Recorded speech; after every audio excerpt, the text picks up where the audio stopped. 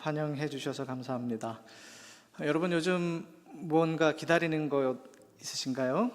대부분 사람들이 평소에 한두 가지 정도는 기다리는 대상이 있는 것 같습니다.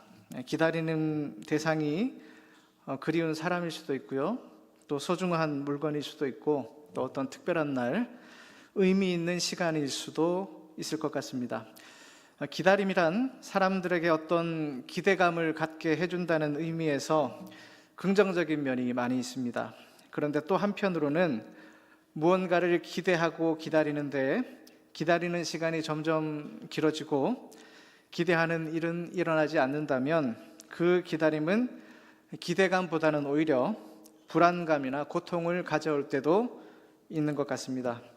그렇다고 해서 기다림의 부정적인 면 때문에 우리가 기다림을 포기해서는 안 되겠습니다. 왜냐하면 성경을 통해서 우리가 배우고 확신할 수 있는 것은 기다림은 곧 믿음이기 때문입니다. 우리는 인내심을 갖고 기다려야 합니다. 기다림에 익숙해져야 합니다.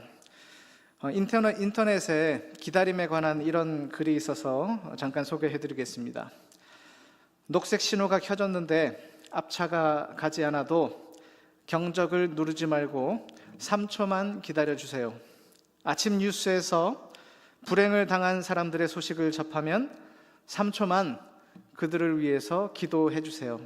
화를 참을 수 없을 땐 3초만 고개를 들어 하늘을 보세요.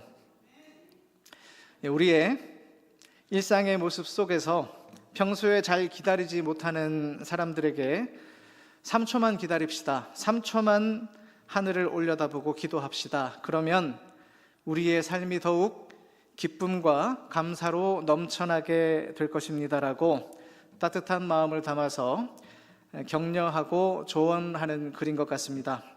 여러분 어떠십니까? 평소에 잘 기다리십니까? 3초라는 시간, 짧은 시간 같지만 그 짧은 시간을 우리가 기다리지 못하는 경우가 많습니다.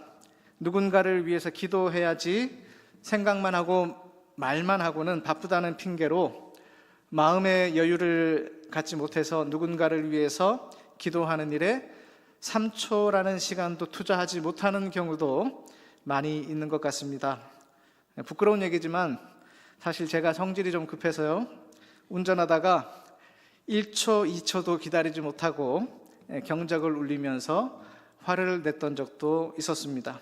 목사로서 교회를 위해서, 성도님들을 위해서, 그리고 개인 영성을 위해서 기도해야 할 제목들이 많은데 바쁘고 피곤하다는 핑계로 3초 동안도 기도하지 않았던 적이 있어서 반성하고 회개했습니다. 기다림의 유익함은 성경 곳곳에서 찾아볼 수 있습니다. 애굽에서 고통받던 이스라엘 백성들은 400년의 기다림 뒤에 출애굽의 은혜, 하나님의 구원을 경험했습니다. 바벨론에서 포로 생활을 하던 이스라엘 백성들 역시 70년이라는 기다림 뒤에 예루살렘으로 귀환하게 됐습니다.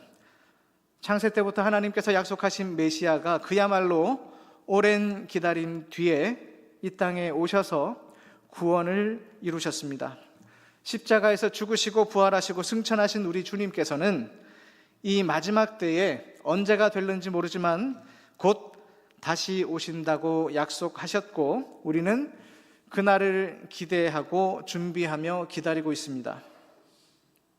이런 기다림은 거룩한 기다림이라고 말할 수 있을 것 같습니다.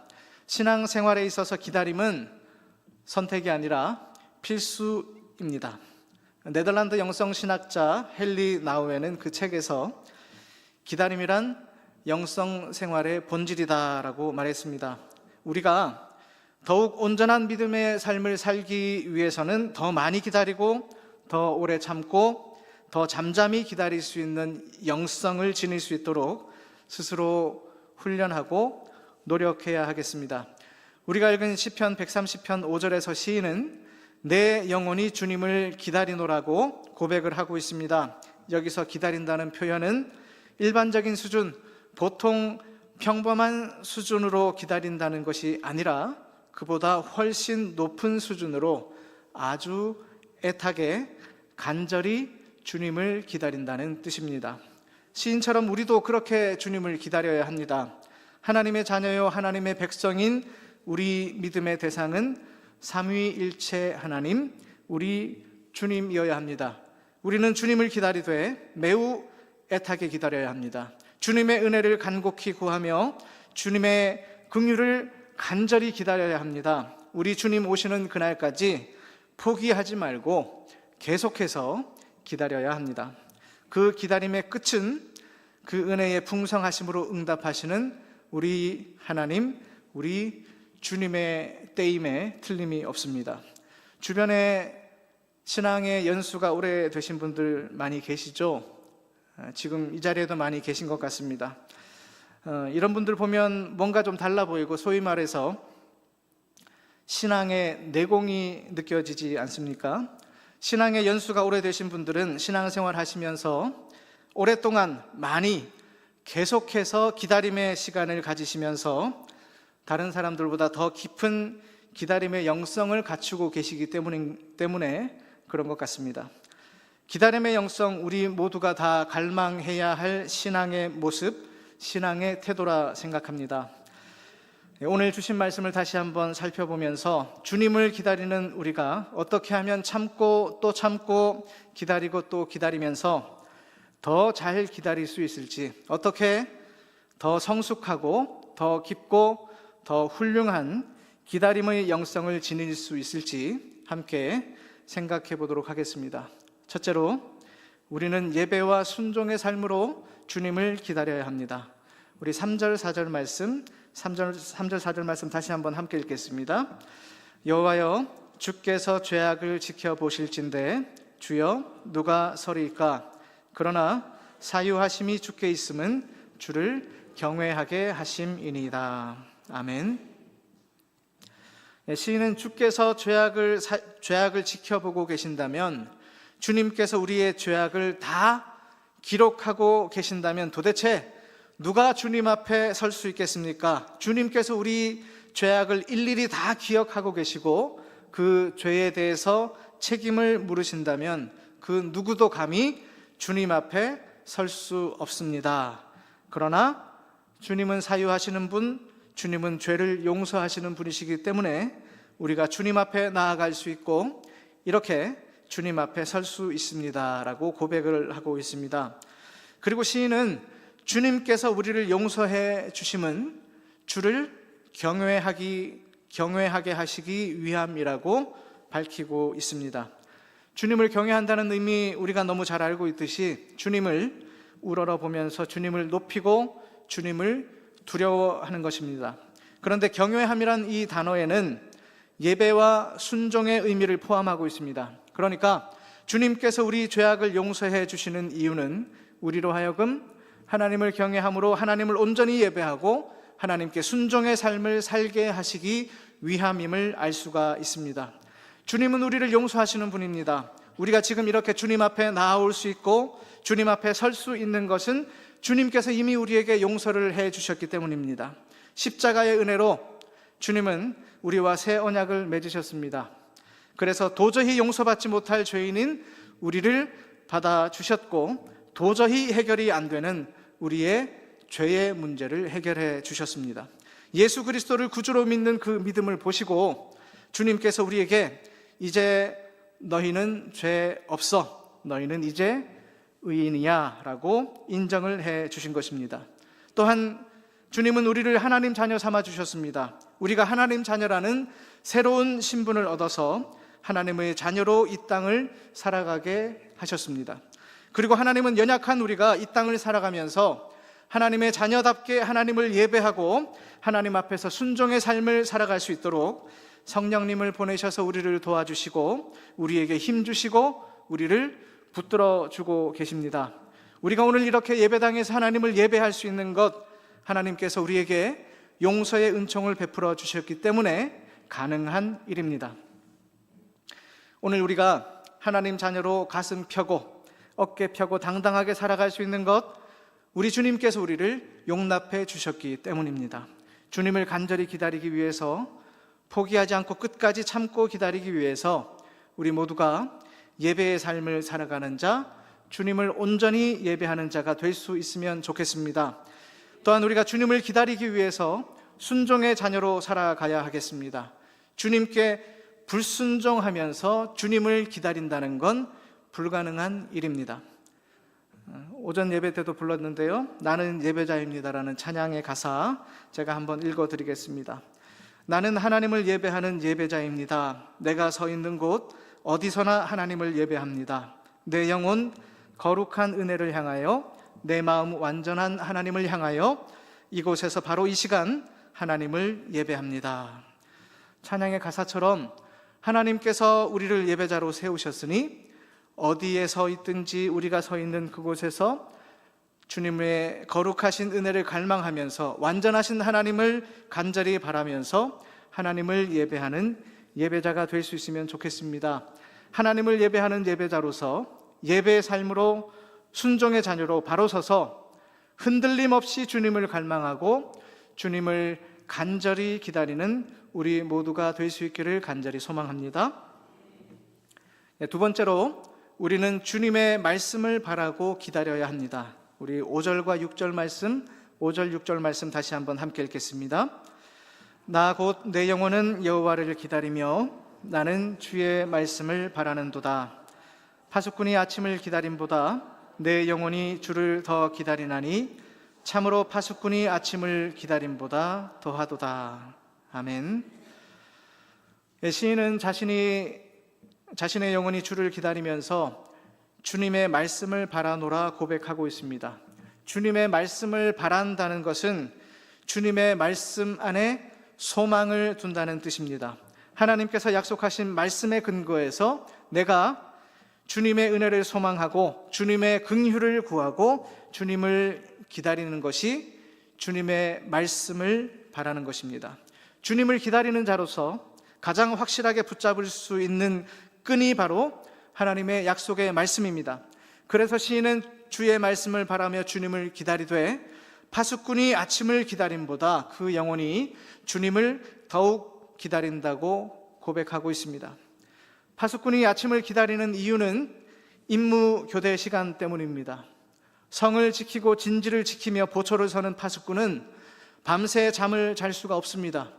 혹시라도 적이 쳐들어올까 피곤하지만 눈을 부릅뜨고 밤을 지새우며 성을 지킵니다. 파수꾼은 제발 빨리 이 시간이 지나가고 아침이 오기를 고대하며 갈망합니다. 내가 지키는 이 시간 동안에는 제발 아무 일 없기를 기대하면서 속히 아침이 밝아오기를 기다립니다. 주님의 말씀, 주님께서 약속하신 말씀을 바라고 기다리는 자가 파수꾼이 아침을 기다림보다 더 간절히 주님의 말씀을 갈망하는 이유가 무엇이겠습니까? 주님의 말씀에 능력이 있고 주님의 말씀을 통해서 하늘의 위로가 주어지기 때문입니다. 주님의 말씀을 통해서 하나님의 평강이 주어지기 때문에 주님의 말씀을 간절히 바라고 기다리는 것입니다. 한 치 앞도 내다볼 능력이 없는 우리 인간은 참으로 작고 연약하고 부족하고 무지한 존재입니다. 그래서 불안하고 불확실한 인생을 살아갈 수밖에 없습니다. 그러므로 우리는 이 불확실한 인생을 살아가면서 분명하게 붙잡을 수 있고 든든하게 의지할 수 있는 생명줄을 의지해야 하고 은혜의 통로 곧 하나님의 말씀을 기대하며 기다려야 하는 것입니다. 말씀의 중요성에 대해서 여러분 너무 잘 알고 계시리라 생각합니다. 말씀 한 절 한 절 읽으실 때마다 간절함으로 그 말씀을 붙드시면 좋겠습니다. 주의 말씀이 우리를 살리고 주님의 말씀이 우리에게 힘이 됩니다. 주님의 말씀을 붙들면, 주님의 약속의 말씀을 붙들고 기도하면 하나님께서 약속의 말씀대로 응답해 주십니다. 살아계신 주님, 능력의 주님, 권능의 주님, 위로와 평강과 치유와 회복의 주님께서 말씀을 통해서 오늘 우리 안에서 역사하실 것입니다. 주님의 말씀을 읽고 묵상하고 들으실 때 주님께서 내게 들려주시는 말씀, 주님께서 내게 허락하신 말씀, 한 말씀 한 구절이라도 나는 결코 헛되이 받지 않겠습니다. 한 말씀도 흘리지 않고 내 심령에, 내 안에 차곡차곡 쌓아서 이 약속의 말씀을 통해서 주님의 풍성한 은혜를 받아 누리고야 말겠습니다. 이러한 마음가짐으로 주님의 말씀을 대하시면 좋겠습니다. 기도하실 때도 주님의 약속의 말씀을 묵상하고 그 말씀을 붙들고 기도하시면 좋겠습니다. 주님께서 약속하신 말씀인데 우리가 그 약속의 말씀을 붙들고 기도하면 주님께서 당연히 그 기도에 응답하시고 말씀대로 이루어 주시지 않겠습니까? 요한복음 14장 14절 예수님께서 이렇게 말씀하십니다.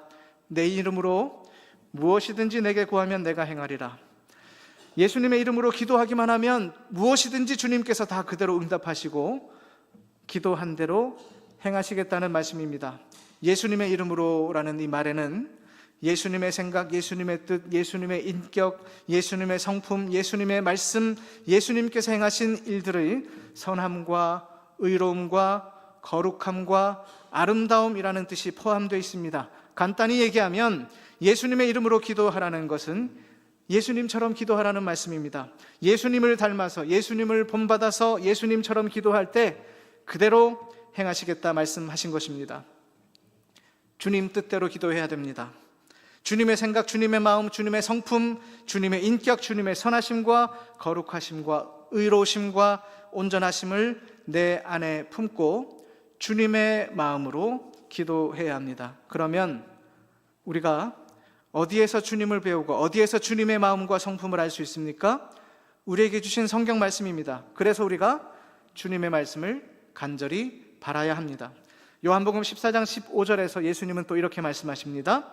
너희가 나를 사랑하면 나의 계명을 지키리라. 예수님을 사랑하는 자라면 예수님의 계명, 예수님의 말씀을 지켜야 한다. 주님의 말씀에 순종하는 자가 곧 주님을 진정 사랑하는 자라는 뜻입니다. 이 말씀을 오늘 우리가 읽은 시편 말씀과 연관지어서 생각해 볼 수 있을 것 같습니다. 주님을 기다리며 주님의 말씀을 바라는 것과 주님을 사랑하며 주님의 계명을 지키는 것, 의미상 같은 맥락, 같은 말씀으로 이해할 수 있습니다. 시인이 주님을 기다리는 것은 주님을 사랑하기에 기다리는 것입니다. 주님을 사랑하기에 주님을 간절히 기다리고 주님을 사랑하기에 주님께서 하시는 말씀, 주님께서 들려주시는 말씀을 듣고자 하는 것입니다. 더 나아가서 주님 말씀을 듣기 원한다는 것은 주님의 말씀에 순종하기 위함입니다. 우리가 주님을 진심으로 간절히 기다리고 있다면 우리가 주님을 진실되게 사랑하고 있다는 증거입니다. 또한 우리가 주님을 사랑하고 있다면 우리가 주의 말씀을 간절히 바라고 있다는 증거입니다. 그러므로 우리가 주님의 말씀을 바라며 주님 말씀에 귀를 기울이고 있다면 우리가 주의 말씀, 주의 계명을 지키는 것 너무나 당연한 일입니다. 주님 말씀을 가까이에서 우리에게 손해될 일은 전혀 없습니다. 여러분, 언약에 신실하신 하나님, 그 말씀하신 바를 반드시 이루시는 우리 주님을 온전히 신뢰하십시오. 주님의 말씀을 간절히 바라고 기대하십시오. 주님의 약속의 말씀을 단단히 붙들고 기도하십시오. 주님 말씀, 주님의 계명에 순종하십시오. 그때 주님의 말씀을 통해서 주님의 풍성한 사랑과 은혜와 능력이 우리 삶에 나타나게 될 것입니다. 주님 약속하신 말씀을 확신하면서 어떤 상황 속에서도 끝까지 참고 견디며 견고한 믿음 안에서 주님을 잠잠히 간절히 기다리는 우리 모두가 될 수 있기를 간절히 소망합니다. 세 번째로 우리는 주님의 인자하심을 신뢰하며 주님을 기다려야 합니다. 우리 7절 말씀 다 같이 한 목소리로 함께 읽겠습니다. 이스라엘아 여호와를 바랄지어다. 여호와께서는 인자하심과 풍성한 속량이 있음이라. 아멘. 시인은 이스라엘 백성들에게 여호와를 바라되 주님의 인자하심과 풍성한 속량을 확신하면서 기다리라고 권면하고 있습니다. 주님의 인자하심과 주님의 속량은 인간이 상상할 수 없는 인간의 생각을 초월하는 것입니다. 우리 주님의 인자하심, 우리 주님의 사랑은 우리의 이성으로, 우리가 가진 지식이나 지혜로 다 이해할 수 없을 정도로 참으로 크고 높고 넓은 사랑입니다. 주님의 사랑은 보잘것없는 죄인인 우리를 위해서 자기 자신을 온전히 다 내어주신 사랑입니다. 아무 죄도 아무 흠도 없으신 하나님께서 죄로 인해서 죽을 수밖에 없는 우리 인간을 위해서, 사형 선고받은 우리 죄인들을 위해서 사람의 몸을 입고 오셔서 그 모든 죄값을 대신 치르신 사랑입니다.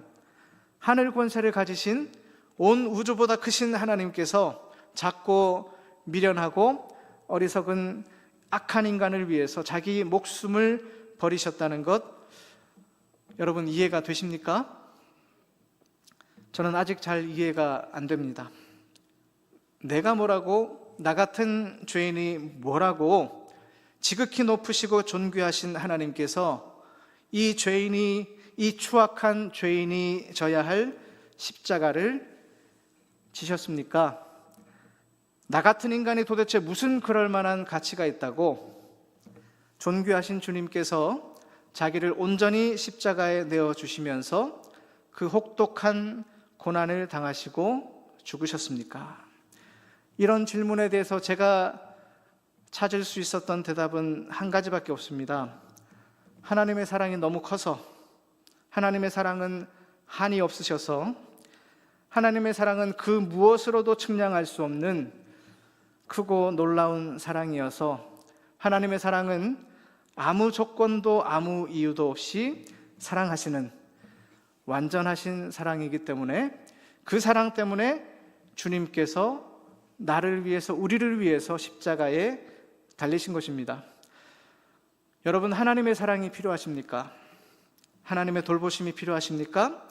하나님의 도우심을 바라고 계십니까? 그렇다면 우리를 향하신 놀라우신 주님의 사랑, 변함없으시고 다함이 없으신 주님의 사랑을 더욱 확신하면서 주님 품에 안기십시오. 주님 품에 안겨서 주님의 사랑을 구하고, 주님의 용서를 구하고, 주님의 긍휼하심, 주님의 능력, 주님의 도우심을 구하십시오. 주님의 그 사랑, 주님의 그 은혜의 풍성함을 신뢰하면서 주님을 바라고 기다릴 때 우리 주님은 틀림없이 그 완전하신 사랑을 우리에게 더욱 풍성히 나타내실 것입니다. 우리가 간절히 바라고 갈망하며 기다리는 주님은 이미 우리 곁에, 우리 가까이에, 심지어 우리 안에 들어오셔서 오늘 이 시간 우리와 함께 하고 계십니다. 주님이 약속하신 성령으로, 살아 역사하시는 말씀으로 우리의 기도와 찬송, 우리의 예배 가운데 임재하셔서 우리의 기다림에 이미 응답하고 계십니다. 그러니까 우리의 기다림은 아주 멀리, 너무 멀리 계신 주님에 대한 기다림이 아니라 이미 우리 안에 들어와 계시고 우리 가까이에 계시는 주님에 대한 기다림입니다. 이렇게 생각해 보면 우리의 기다림은 어려운 게 아니라 우리가 충분히 기다릴 만한 그런 기다림입니다. 우리의 기다림은 주님에 대한 우리 사랑으로, 주님께 대한 우리의 믿음으로 가까이에서 주님을 보고 듣고 느끼며 경험할 수 있는 참으로 행복한 기다림입니다. 매년 이맘때쯤 우리가 지키는 대림절이 시작됐습니다. 이 땅에 생명과 평화와 구원의 빛으로 오신 우리 주님께 감사하면서, 다시 오실 우리 주님을 기대하면서 늘 언제나 변함없이 우리 가까이 계시는 주님을 확신하면서 이 대림절 절기를 보낼 수 있으면 좋겠습니다. 그래서 기다림을 통해서 우리에게 부어주시는 주님의 은혜를 풍성히 받아 누리는 우리 모두가 될 수 있기를 주님의 이름으로 축복합니다. 기도하겠습니다. 대림의 절기에 우리가 주님을 기다립니다. 우리가 주님을 예배함으로, 주님께 순종함으로, 그리고 주님의 말씀을 사모함으로, 주님의 그 사랑을 신뢰함으로 흔들리지 않는 믿음 안에서 주님을 기다리기 원합니다. 기다림을 통해서 이미 우리 가까이 계시는 주님의 크고 놀라우신 은혜를 풍성히 경험하는 우리가 되게 하여 주시옵소서. 예수님의 거룩하신 이름으로 기도드립니다. 아멘.